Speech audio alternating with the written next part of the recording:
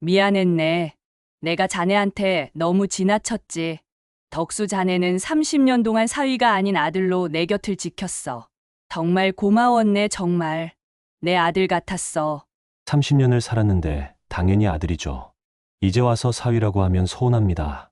제가 장모님 마음을 헤아리지 못했습니다. 제가 죄송해요. 저는 정덕수입니다. 제 나이 30에 저는 세상에서 가장 행복한 새 신랑이었습니다. 사랑하는 아내, 수미와 평생을 함께할 생각에 가슴이 터질 듯 기쁘고 설렜습니다. 그러나 저희의 새 출발에는 한 가지 예기치 못한 덤이 함께 왔습니다. 바로 장모님과의 합가였습니다. 결혼식을 며칠 앞두고 수미는 제게 조심스럽게 이야기를 꺼냈습니다. 수미의 아버님께서는 저희 결혼 일주일 전에 갑작스럽게 세상을 떠나셨습니다. 충격과 슬픔이 채 가시기도 전에 결혼 준비를 마무리하던 수미는 깊은 불안감에 시달렸습니다. 결혼식 전날 밤, 수미는 제 품에 안겨 흐느끼며 말했습니다. 엄마 혼자 두면 제가 마음이 너무 불안해요. 아버지의 빈자리가 너무 커서 홀로 남겨진 어머니를 외면할 수 없다는 수미의 간절한 마음을 저는 외면할 수 없었습니다. 저는 망설였지만 이내 고개를 끄덕여 장모님을 모시고 함께 살기로 결정했습니다.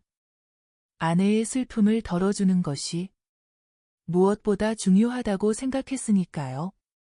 하지만 솔직히 말씀드리면 마음속 깊은 곳에는 막연한 불편함과 불안감이 스멀거렸습니다. 제 주변 친구들 중 장모님을 모시고 사는 사람은 아무도 없었습니다.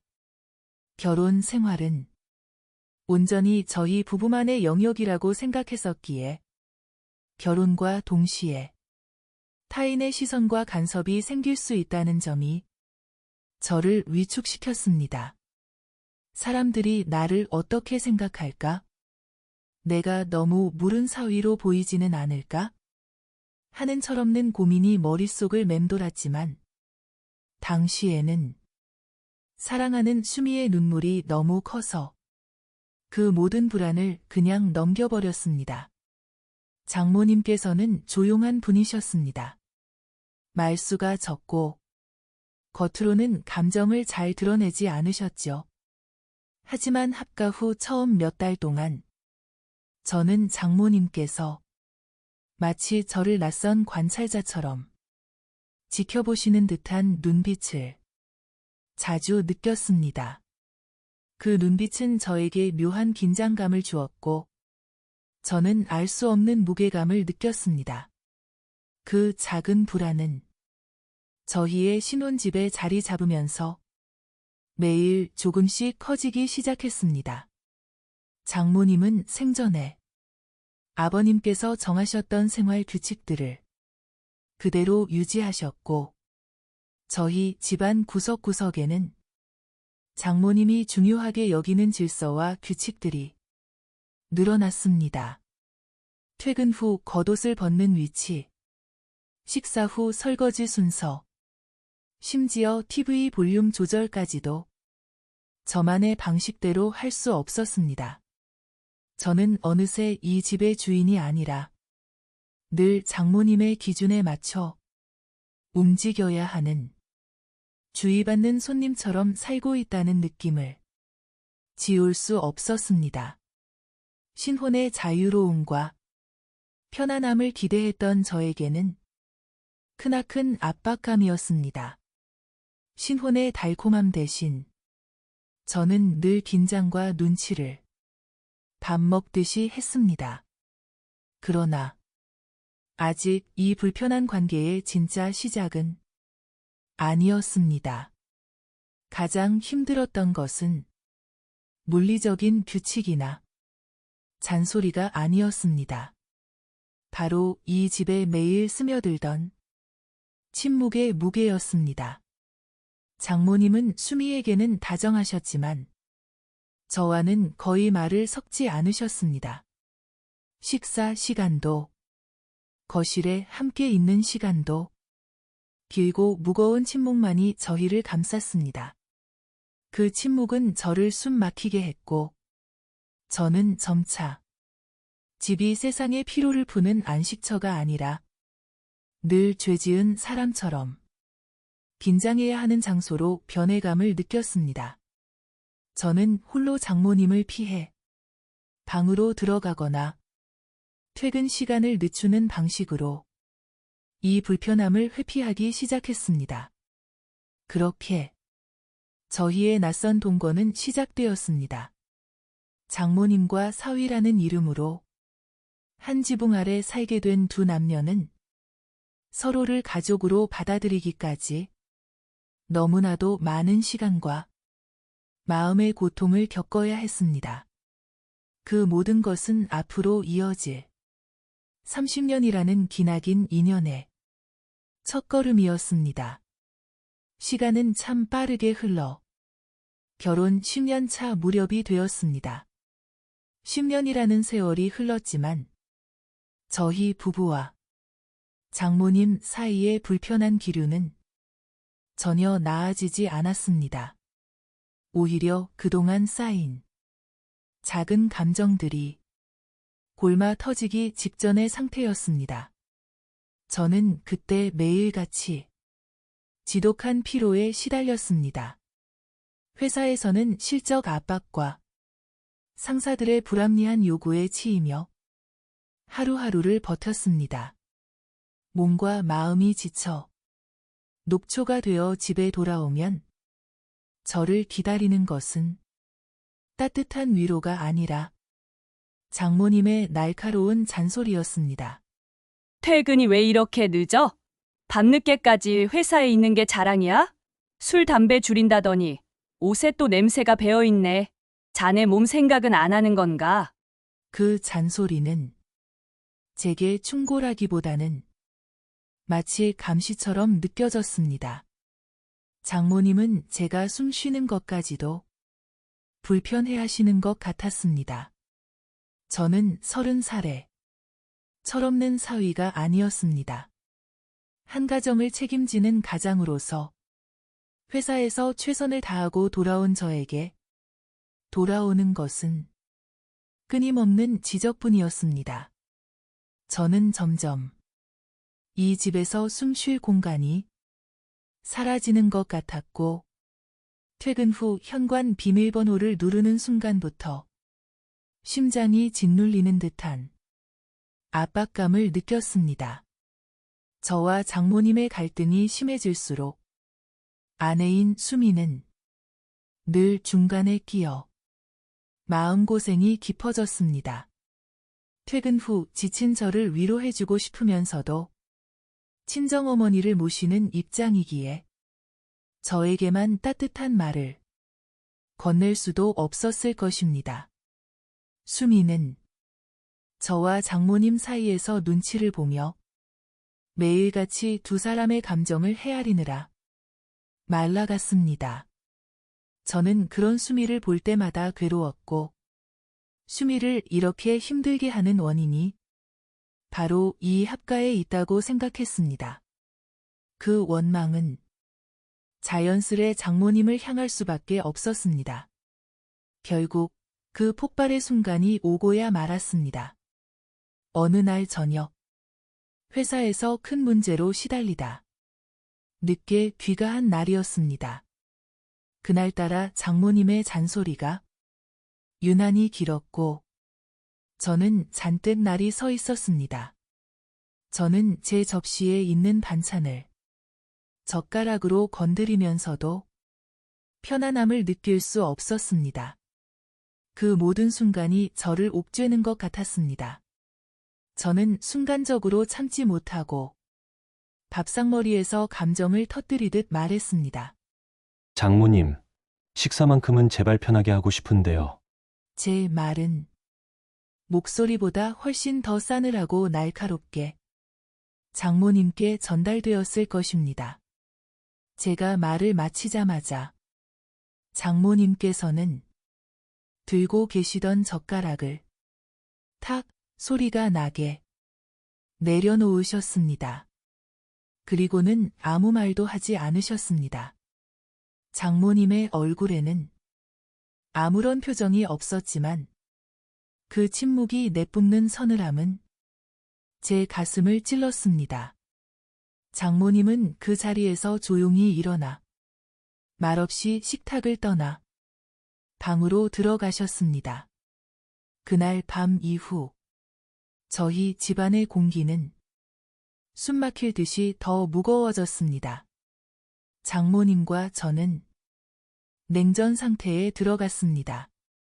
저는 퇴근하면 장모님과 마주치지 않으려고 일부러 거실을 피해 다녔고 장모님도 제가 있는 곳으로는 나오지 않으셨습니다.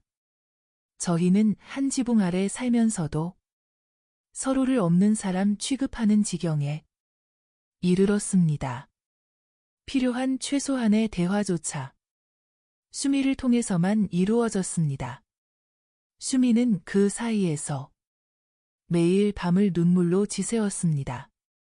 수미는 제게도 미안해했고 홀로 방에 계신 어머니에게도 죄송해했습니다. 수미의 눈물은 저를 괴롭게 만들었지만 저는 이미 장모님에 대한 불만과 서운함으로 가득 차 있었기에 그 감정들을 쉽게 내려놓을 수 없었습니다. 저는 그때 장모님과의 관계가 회복 불가능한 지경에 이르렀다고 생각했습니다. 이 10년의 시간 동안 저는 장모님을 나를 괴롭히는 사람, 우리 가정을 불편하게 만드는 사람으로만 여겼습니다. 그 시절에 저는 정말 어리고 이기적이었습니다. 저는 알지 못했습니다. 장모님께서 왜 그렇게 날카롭고 예민해져 있었는지, 왜 그토록 잔소리를 멈추지 못하셨는지, 저를 향한 감시가 아니었습니다. 그것은 장모님 스스로의 깊은 불안과 외로움을 감추려는 필사적인 몸부림이었다는 것을 저는 뒤늦게야 알게 된 것입니다.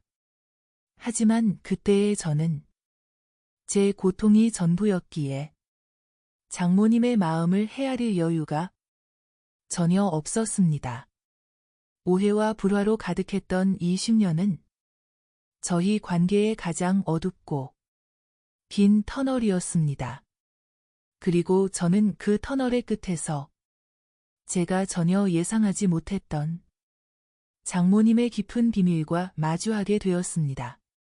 저와 장모님 사이의 관계는 완전히 냉각기에 들어섰습니다.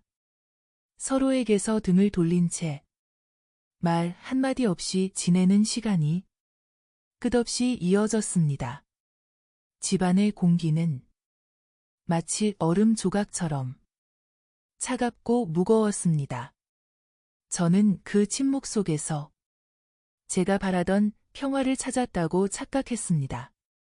더 이상 날카로운 지적도 귀에 거슬리는 잔소리도 없었으니까요. 저는 장모님을 투명인간 취급하며 제 방으로 숨어드는 생활에 완전히 익숙해져 버렸습니다. 어쩌면 저는 장모님과의 불편한 관계에서 도망치기 위해 오히려 그 침묵을 즐겼는지도 모릅니다. 그렇게 시간은 무심하게 흘러 몇 년이 지났습니다. 저는 제 일상에만 집중했고 장모님은 그저 당신의 방에서 조용히 지내는 동거인일 뿐이었습니다. 그러던 어느 유난히 추웠던 겨울밤이었습니다. 아내 수미가 장모님 방에서 나오는 장모님을 보고 비명을 지르듯 저를 불렀습니다. 장모님의 모습은 지난 몇 달 사이에 극적으로 그리고 기이하게 변해 있었습니다.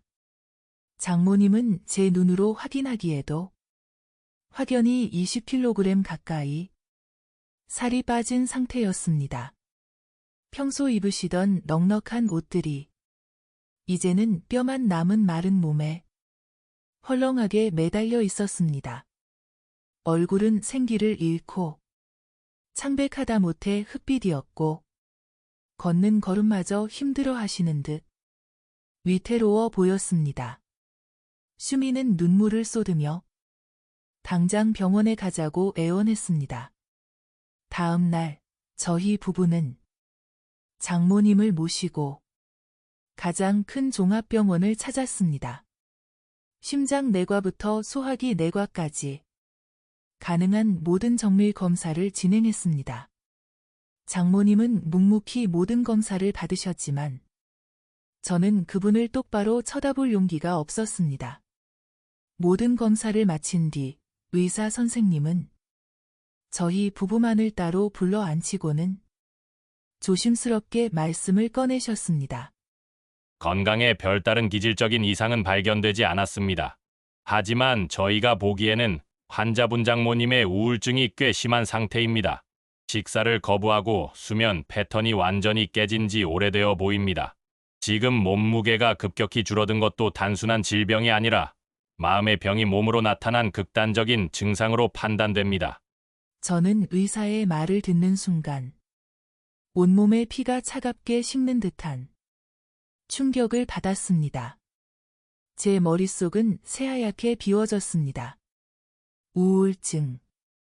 그 단어는 지난 10년 동안 제가 장모님에게 품었던 모든 원망과 불만을 단숨에 허물어뜨렸습니다. 저는 그때서야 퍼즐 조각이 맞춰지듯 장모님의 모든 행동이 다르게 해석되기 시작했습니다. 제가 원망했던 그 길고 긴 시간들 속에서 장모님은 남편을 잃은 슬픔과 고독, 그리고 미래에 대한 깊은 불안을 누구에게도 말하지 못하고 홀로 견디고 계셨던 것입니다. 저를 향한 듯 보였던 그 날카로운 잔소리와 집착은 사실은 당신 자신을 갉아먹는 우울함과 싸우기 위한 필사적인 몸부림이었을지도 모릅니다. 어쩌면 그 잔소리들은 나를 잊지 말아 달라, 나를 이 외로운 방에 혼자 두지 말아 달라는 장모님의 처절한 외침이었을지도 모른다는 생각에 저는 몸을 떨었습니다. 그 진실을 마주한 순간 제 가슴 속에는 그동안 제가 장모님에게 품었던 모든 서운함이 용서받을 수 없는 죄책감으로 변해 쓰나미처럼 밀려왔습니다. 병원에서 집으로 돌아오는 길. 아내 수미는 참았던 울음을 터뜨리며 제 옆에서 소리 없이 흐느꼈습니다. 수미의 눈물은 어머니를 방치한 딸의 죄책감, 그리고 남편과 어머니 사이에서 아무것도 하지 못한 무력감의 눈물이었습니다. 저는 그저 말문이 막혀 아무 말도 할 수 없었습니다. 운전대를 잡은 제 손은 식은땀으로 젖었고 심장은 죄책감에 짓눌려 터질 것 같았습니다. 제가 바로 가장 가까이에 살면서 가장 무관심했고 가장 잔인했던 사람이었습니다. 매일 밤 장모님을 피해 숨어버렸고 식탁에서마저 편하게 먹고 싶다며 비수를 꽂았습니다. 제가 장모님을 불편해하고 피했던 바로 그 순간에도 장모님은 당신의 가장 어둡고 고독한 시간을 홀로 죽어가듯 견디고 계셨던 것입니다. 저는 그때야 처절하게 깨달았습니다. 제가 장모님을 힘들어하고 피한 시간보다 장모님은 낯선 사위인 저를 대하며 얼마나 더 조심스럽고 얼마나 더 눈치 보며 긴장했을까요? 그 마른 몸과 텅 빈 눈동자는 저희가 외면했던 지난 세월의 고독을 웅변하고 있었습니다. 저희 부부가 나름대로 행복한 가정을 꾸리려 노력하는 동안 장모님은 빛 한 줄기 없는 방에서 홀로 세상과 멀어지고 계셨던 것입니다. 이 사실은 저희 부부의 마음에 지울 수 없는 깊은 균열을 만들었습니다. 그리고 저는 그 균열 속에서 평생 지고 가야 할 후회의 무게를 깨달았습니다. 병원에서 장모님의 숨겨진 고독과 깊은 우울증을 확인하고 돌아온 후 저희 집은 이전과는 완전히 다른 공기로 채워졌습니다. 숨막히는 침묵과 냉기는 사라졌지만 그 자리를 채운 것은 더욱 무거운 죄책감과 후회였습니다. 저는 장모님을 투명인간 취급하며 피해 다녔던 지난 세월, 심지어 식탁에서 모진 말을 던졌던 순간들까지 떠올리며 고통스러워했습니다. 아내 수미 역시 어머니의 고독을 외면했다는 죄책감에 시달렸습니다. 저희 부부는 서로 말은 하지 않았지만 이제부터라도 이 빚을 갚아야 한다는 절실한 마음으로 한뜻이 되었습니다. 저희는 곧바로 장모님께 전문적인 도움을 드리기 위해 정신과 상담 치료를 권유했습니다. 처음에는 장모님께서 나는 괜찮다, 쓸데없는 소리 하지 마라며 완강하게 거부하셨습니다. 수미는 울면서 엄마, 저 좀 살려주세요. 엄마 혼자 그러시면 저 정말 괴로워요. 라고 매달렸습니다. 저 역시 진심을 다해 장모님, 저희가 이제부터라도 함께 할게요. 혼자 힘들어하지 마세요. 라고 설득했습니다. 저희 부부의 진심 어린 모습에 결국 장모님은 힘없이 저희의 손을 잡으셨습니다. 상담 치료가 시작되었습니다. 장모님은 전문가의 도움을 받아 그동안 깊숙이 묻어두었던 슬픔과 외로움을 조금씩 꺼내놓기 시작하셨습니다.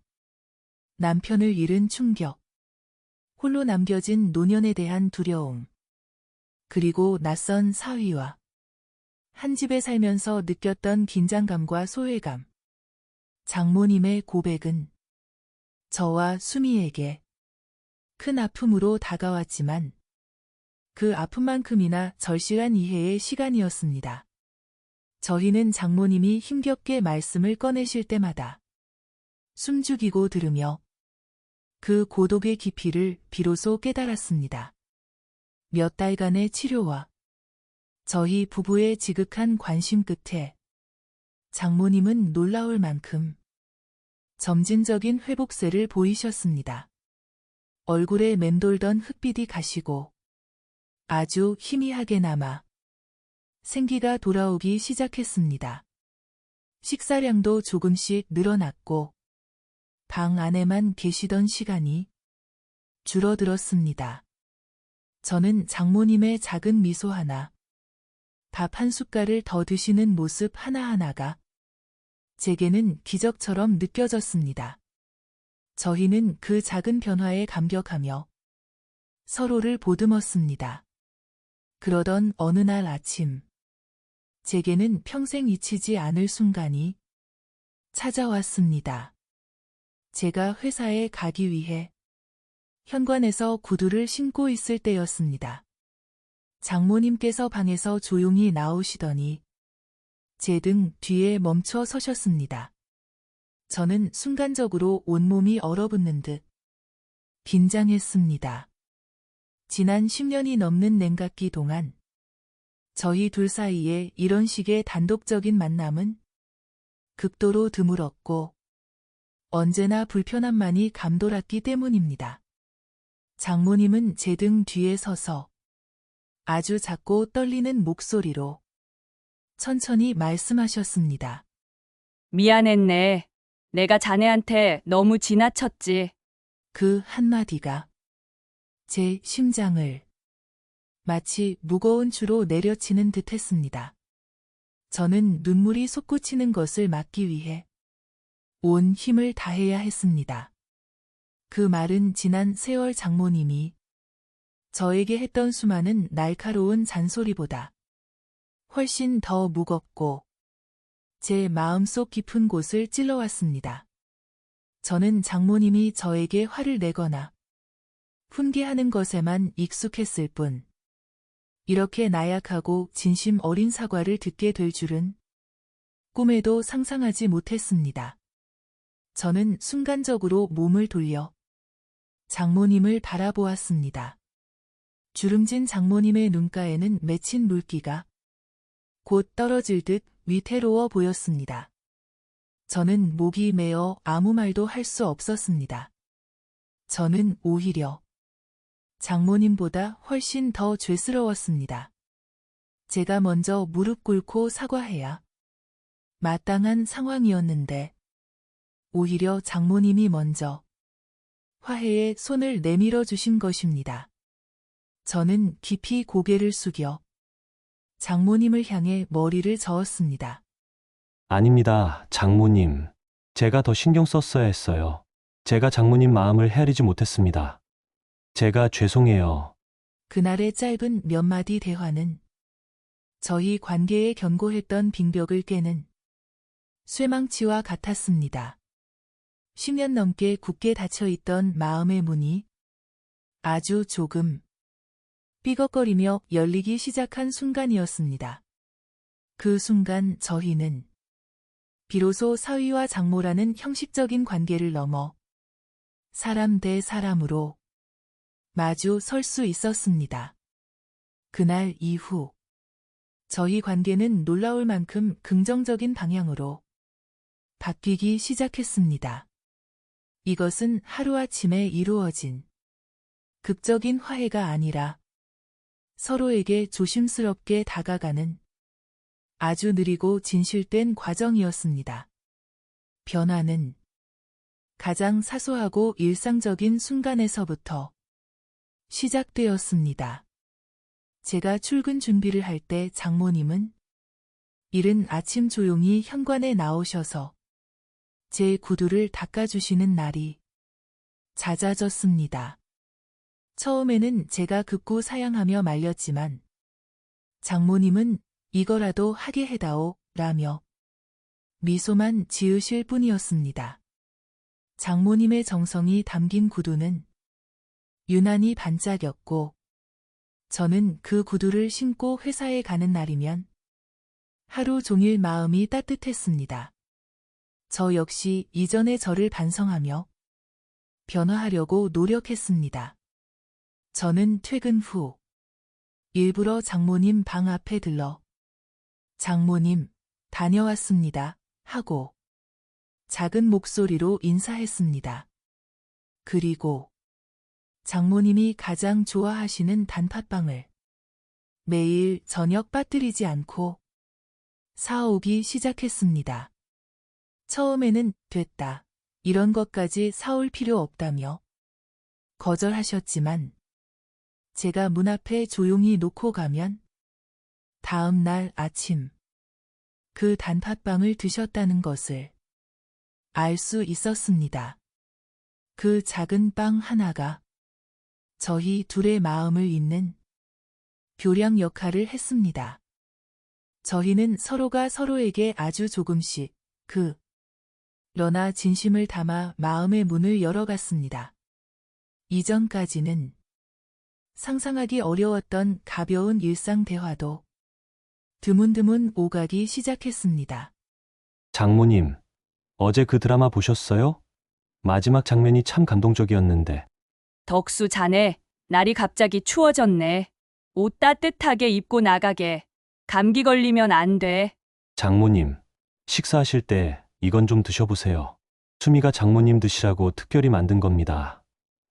이런 사소한 대화들은 지난 10년 동안 침묵과 긴장으로 가득 찼던 것이를 이제는 사람 사는 소리와 따뜻한 온기로 채워주었습니다. 수미는 저희 둘 사이의 변화를 보면서 조용히 눈물을 훔치곤 했습니다. 수미의 얼굴에도 드디어 불안과 죄책감 대신 편안함과 환한 미소가 돌아왔습니다. 슈미는 저희에게 진짜 가족이 된 것 같다고 속삭였습니다. 가장 크게 달라진 것은 이 집의 공기였습니다. 냉기와 긴장이 가득했던 집안은 이제 따뜻하고 편안한 온기로 가득 찼습니다. 장모님은 더는 저를 불편하게 만드는 감시자가 아니었습니다. 그리고 저는 더 이상 장모님의 눈치를 보는 불편한 사위가 아니었습니다. 저희는 비로소 서로의 상처와 고독을 이해하고 보듬는 진정한 가족의 일원이 되어가고 있었습니다. 긴 오해와 고통의 시간 끝에 저희는 서로를 미워하고 원망하는 대신 서로의 존재 자체를 인정하고 사랑하는 법을 배우고 있었습니다. 30년이라는 기나긴 인연 속에서 이 시간들은 저희가 진짜 가족이 되는 가장 소중하고 감동적인 전환점이었습니다. 이제야 저는 이 집이 제 진정한 안식처가 되었음을 깨달을 수 있었습니다. 저희는 오랜 냉각기를 깨고 비로소 서로의 마음을 이해하는 가족이 되었지만 안타깝게도 화해의 기쁨은 오래가지 못했습니다. 장모님은 나이가 드시면서 눈에 띄게 약해지셨습니다. 닫혔던 마음의 문이 열리자 그동안 홀로 견디셨던 세월의 무게가 한꺼번에 몸을 덮친 듯 했습니다. 장모님의 노쇠는 빠르고 명확했습니다. 걸음은 확연히 느려지셨고 지팡이가 없이는 계단 하나 오르내리기도 힘들어 하셨습니다. 말씀도 전에 비해 줄어드셨고 자주 깜빡하시는 등 기억도 조금씩 흐려지기 시작했습니다. 잔병치레도 잦아져 조금만 찬바람을 쐬어도 감기에 걸리시거나 관절 통증을 호소하셨습니다.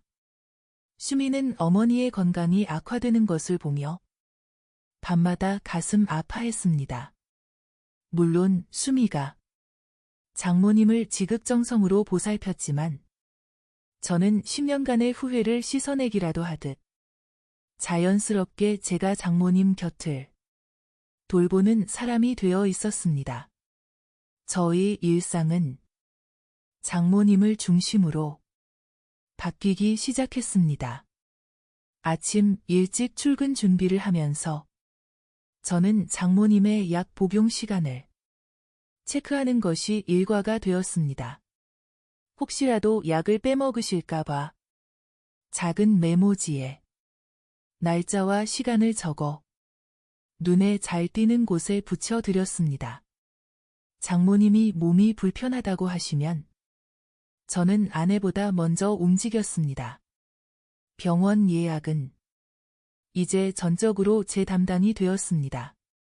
저는 장모님이 복잡한 병원 절차에 힘들어 하실까봐 미리미리 동네 병원이든 큰 종합병원이든 예약하고 시간을 맞춰 장모님을 모시고 갔습니다. 장모님의 손을 잡고 엘리베이터를 타고 주차장까지 모셔다 드리는 모든 과정이 이제는 제게 너무나 당연한 일이 되었습니다. 진료실에 들어갈 때도 저는 빠지지 않았습니다.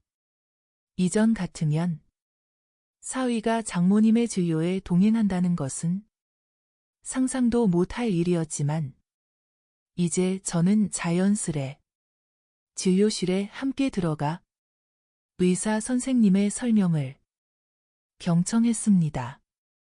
장모님은 귀가 어두워지셔서 의사의 말을 잘 못 알아들으셨고 저는 의학 용어를 쉬운 말로 풀어서 장모님께 다시 설명해 드렸습니다. 장모님, 의사 선생님 말씀은 지금은 무릎에 무리가 안 가게 따뜻한 찜질 꾸준히 하라는 말씀이세요. 장모님은 그때마다 저를 보시며 고개를 끄덕이셨고 그 눈빛에는 깊은 신뢰와 편안함이 담겨 있었습니다. 저는 장모님의 그 눈빛을 받을 때마다 지난 10년의 죄책감을 조금씩 덜어내는 것 같았습니다. 가장 크게 변한 것은 제 마음가짐이었습니다. 이전에는 장모님과 함께 사는 것이 의무이자 불편함이었지만 이제는 홀로 남은 장모님을 두는 것이 오히려 불안했습니다. 퇴근 시간이 조금이라도 늦어지면 혹시 장모님이 넘어지시지는 않았을까? 혹시 약 드시는 것을 잊으셨을까? 하는 걱정이 앞섰습니다. 저는 회사 일을 서둘러 마무리하고 최대한 빨리 집으로 돌아왔습니다. 퇴근 후에는 장모님 방에 먼저 들러 말동무가 되어 드렸습니다. 예전에는 침묵이 불편해 방으로 숨었지만 이제는 장모님 방에서 조용히 이야기 나누는 시간이 제게 가장 편안한 시간이었습니다.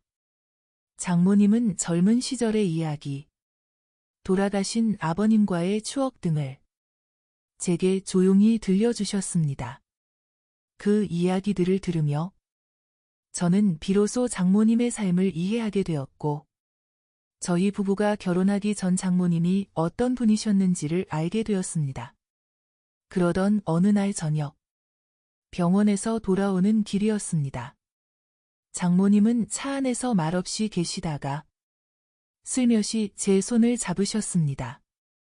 장모님의 손은 마르고 주름졌지만 따뜻했습니다. 장모님은 조용히 말씀하셨습니다. 정말 고마워. 자네는 이제 사위가 아니라 아들이야. 그 한마디가 제 가슴 깊은 곳에서 울려 퍼졌습니다. 저는 코끝이 찡해져 잠시 눈을 감았습니다. 아들이라는 말은 그동안 저희가 겪었던 모든 오해와 고난, 그리고 화해와 봉사의 시간을 압축하는 최고의 칭찬이었습니다. 저는 눈물을 참으며 웃으며 대답했습니다. 에이, 장모님. 30년을 살았는데 당연히 아들이죠. 이제 와서 사위라고 하면 서운합니다. 그 말이 전처럼 어색하거나 부담스럽지 않았습니다. 장모님도 환하게 웃으셨습니다. 그 미소는 진심으로 편안하고 행복해 보였습니다. 30년이라는 기나긴 세월이 저희를 그렇게 만들었습니다. 저희는 피 한 방울 섞이지 않았지만 가장 깊은 이해와 신뢰로 연결된 진정한 가족이 되어 있었습니다. 사위가 장모에게 베푸는 도리가 아니라 아들이 어머니를 돌보는 사랑이었습니다. 저는 깨달았습니다. 진정한 가족이란 처음부터 완벽한 것이 아니라 오해하고 싸우고 후회하고 다시 사랑하며 만들어가는 것이라는 것을요. 장모님의 점점 약해지는 모습 속에서 저는 저희가 나누는 삶의 무게를 기꺼이 받아들였습니다. 그것은 제 인생에서 가장 의미 있고 감동적인 순간들이었습니다. 장모님과 저희 부부가 마음의 벽을 허물고 진정한 가족이 된 기쁨도 잠시, 장모님의 몸은 노쇠를 넘어 심각한 병세를 보이기 시작했습니다.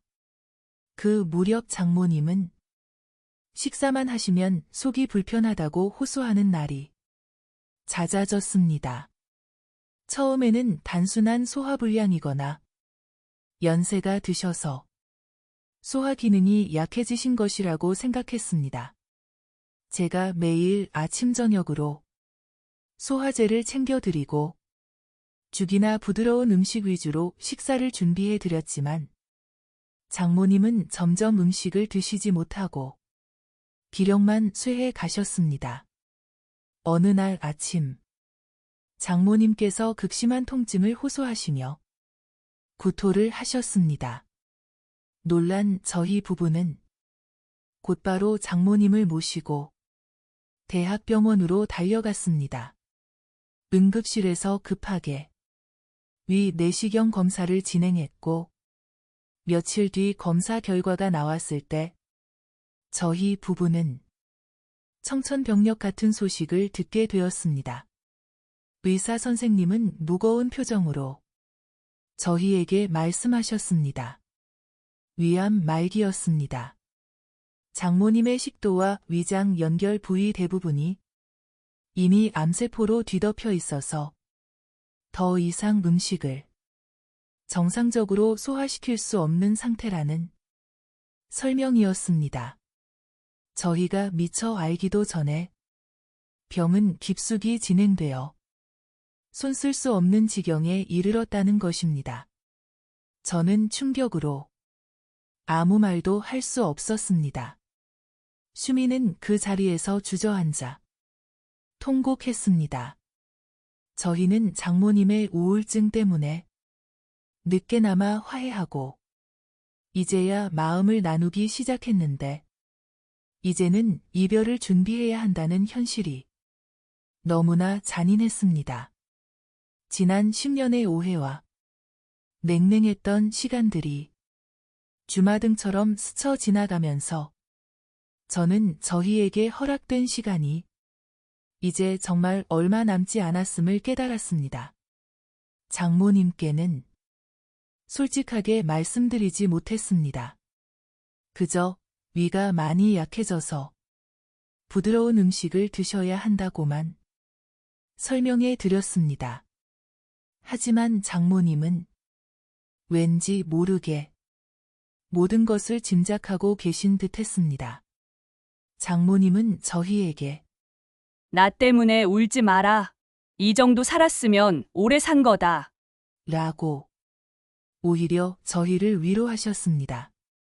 그 말씀에 저희는 더 가슴이 미어졌습니다. 장모님의 마지막 해는 유난히 조용하고 길었습니다. 투병 생활이 시작되면서 장모님은 집과 병원을 오가셨습니다. 음식을 드시지 못하니 기력은 급격히 떨어졌고 말수도 눈에 띄게 줄어드셨습니다. 미소도 적어지셨지만 제가 옆에 있어 드리면 장모님은 언제나 편안하게 제 손을 잡으셨습니다. 저는 회사에 양해를 구해 휴가를 길게 내고 장모님의 곁을 지켰습니다. 제가 할 수 있는 것은 오직 장모님의 마지막 가는 길이 외롭지 않도록 옆을 지켜드리는 것뿐이었습니다. 저는 매일 장모님의 마른 손을 잡고 따뜻하게 주물러 드렸고 식사 대신 영양제를 드시는 동안에도 억지로라도 옛날 이야기를 해드렸습니다. 장모님은 저와 수미를 붙잡고 말씀하셨습니다. 내가 자네들 마음고생 많이 시켰지. 특히 덕수 자네, 내가 얼마나 힘들게 했는데 이제는 편히 눈 감을 수 있을 것 같네. 저는 그 말을 들을 때마다 목이 메어 대답할 수 없었습니다. 그 모든 힘든 시간들이 있었기에 지금 저희가 나누는 이 마지막 순간의 진심이 더욱 소중하다는 것을 깨달았기 때문입니다. 저희는 진정한 가족의 사랑을 이별의 문턱에서야 완성하고 있었습니다. 장모님은 이제 하루 대부분을 주무셨습니다. 깊은 잠에 빠지셨다가도 제가 손을 잡고 있으면 미약하게나마 제 손에 힘을 주어 응답해 주셨습니다. 그 손의 온기는 지난 30년간의 모든 오해와 화해, 사랑의 역사를 담고 있는 듯했습니다. 길고 길었던 투병의 끝, 장모님의 마지막 날이 찾아왔습니다. 그날은 유난히 눈이 많이 내렸습니다. 장모님은 제 손을 잡은 채 아주 힘겹게 눈을 뜨셨습니다. 장모님의 마지막 말은 아주 짧았지만 제 가슴에 영원히 박혔습니다. 고마웠네. 정말 내 아들 같았어. 그 말이 끝나자마자 장모님은 평온한 얼굴로 깊은 잠에 드셨습니다. 그 말이 제 가슴 깊은 곳에서 오래오래 울렸습니다. 30년간의 사위라는 이름표가 마지막 순간에는 장모님 스스로의 입을 통해 아들이라는 진정한 가족의 이름으로 대체된 것입니다. 장례식이 끝난 뒤 저는 텅 빈 집으로 돌아왔습니다. 장모님이 사용하시던 방은 이제 고요한 침묵만이 감돌았습니다. 저는 그 방, 장모님이 홀로 우울증과 외로움으로 싸우셨던 그 방에 혼자 앉아 있었습니다. 방 안에는 장모님이 생전에 즐겨 들으시던 라디오 소리 대신 오직 정막만이 귓가에서 맴도는 것 같았습니다. 저는 텅 빈 의자를 바라보며 조용히 그러나 힘주어 말했습니다. 어머니 고생 많으셨습니다. 이제 편히 쉬십시오. 장모님의 빈자리는 너무나 컸지만 저는 이제 더 이상 그분을 미워하거나 불편해하지 않았습니다. 슬픔과 함께 찾아온 것은 깊은 사랑과 이해, 그리고 감사함이었습니다. 장모님은 저에게 마지막 순간까지도 진정한 가족의 의미를 가르쳐 주셨습니다. 장모님이 떠나신 뒤 집은 이전보다 훨씬 작아지고 조용해졌습니다.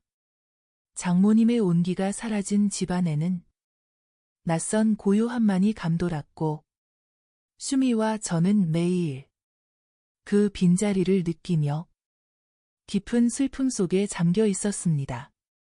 하지만 시간이 지날수록 그 허전함보다 따뜻한 위로와 감사함이 저희 마음속에 스며들었습니다. 저희는 이별을 통해 비로소 저희 관계가 얼마나 소중했는지를 깨닫고 있었습니다. 장례 절차가 마무리되고 며칠 뒤 변호사님을 통해 장모님께서 생전에 정리해 두신 유언장을 확인하게 되었습니다. 장모님은 투병 중에도 당신의 마지막을 조용하고 깔끔하게 정리하셨던 것입니다. 유언장의 내용은 저희를 다시 한번 큰 감동과 놀라움에 빠뜨렸습니다. 장모님은 평생 근검절약하여 모으신 재산을 딸인 수미와 사위인 저, 정덕수에게 정확히 반반씩 남긴다는 내용이었습니다. 법적으로는 수미에게 모든 재산이 상속되는 것이 당연했고 저희 역시 그렇게 생각하고 있었습니다. 저는 그 유언장을 읽고는 한참 동안 멍하니 서 있었습니다. 수미도 믿을 수 없다는 듯 유언장을 다시 읽어보더니 결국 북받치는 감동을 이기지 못하고 제 어깨에 기대 울음을 터뜨렸습니다. 이것은 단순히 물질적인 분배를 넘어선 장모님의 마지막 인정이자 깊은 사랑의 증표였습니다. 장모님은 사위인 저를 당신의 유산 목록에 딸과 동등한 위치에 올려놓음으로써 제가 지난 30년간 외면당한 사위가 아니라 당신의 진정한 아들이었음을 세상에 선포하신 것입니다. 재산 목록 아래에는 장모님의 손글씨로 짧지만 강렬한 메모가 적혀 있었습니다. 내 딸 수미는 나에게 삶의 기쁨이었고 내 사위 덕수 자네는 30년 동안 힘든 순간에도 사위가 아닌 아들로 내 곁을 지켰어. 특히 마지막 힘든 시간을 함께해준 정덕수 자네에게 진심으로 고맙네. 이 마음을 전하고 싶었네. 저는 그 메모를 손으로 쓸어내리며 눈물을 멈출 수 없었습니다. 제가 힘들었던 10년, 그리고 장모님이 홀로 싸웠던 10년, 그리고 마지막 화해와 봉사의 10년. 그 모든 시간들을 장모님은 잊지 않고 마지막까지 저의 진심을 받아주신 것입니다. 저는 그제야 저희의 30년 인연이 완성되었음을 깨달았습니다. 30년이라는 기나긴 시간 동안 저희는 사위와 장모라는 세상에서 가장 불편하고 낯설었던 이름표를 떼어내고 그 어떤 피부치보다 더 깊은 이해와 헌신으로 맺어진 진정한 가족이 되어 있었다는 것을요. 처음엔 낯설고 불편했던 동거. 끝없이 삐걱대고 서로를 오해하며 원망하던 날들. 그리고 병고 앞에서 마주하게 된 후회와 진정한 이해. 그 모든 시간과 눈물. 그리고 장모님의 마지막 사랑이 쌓여 제 인생에서 가장 묵직하고 감동적인 인연이 되었습니다. 장모님은 저희에게 재산을 물려주신 것이 아니라 진정한 가족 사랑의 의미라는 가장 소중한 유산을 남겨주셨습니다. 그 사랑 덕분에 저는 여전히 이 집이 편안합니다. 저는 아직도 장모님의 빈 의자에 따스한 햇살이 비치면 문득 장모님의 모습이 아른거리는 것 같아 미소를 짓습니다. 어머니가 오늘 잠시 들렀다가 가셨나 보다. 그리고 마음속 깊은 곳으로부터 천천히 힘주어 되뇌어 봅니다. 어머니, 정말 감사합니다. 부디 영원히 편안하십시오. 사랑합니다. 이번 사연도 재미있게 들으셨다면 구독과 좋아요 부탁드립니다.